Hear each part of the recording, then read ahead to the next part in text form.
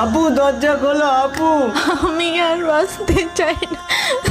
আপু আগে আমার কথাটা শোনো, তারপর তোমার যা ইচ্ছা হয় তুমি তাই করো।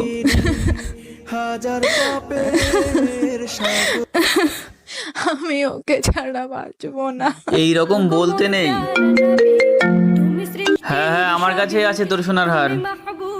আমি এখন দিতে পারবো না, তুই যা করার করে নে। এই সোনার চেনটা কার? এটা আমার বন্ধুর চেন, এখন হঠাৎ বলছে ফেরত দিতে। কেন দেবো আমি? তোমার বন্ধু তোমাকে সোনার চেন দিয়েছে, তোমার তার শুকরিয়া জানানো উচিত, আর তোমাকে খুশি মনে ওই চেন ফিরিয়ে দেওয়া উচিত। আচ্ছা তাহলে তুমি কেন মন খারাপ করে কান্না করছো? আল্লাহ তোমাকে স্বামী দিয়েছিল, আবার আল্লাহ ফিরিয়ে নিয়েছে। আল্লাহ বলেছেন কুল্লু নাফসি জায়কাতুল মাউত, অর্থাৎ প্রত্যেক প্রাণীকেই মৃত্যুর স্বাদ গ্রহণ করতে হবে।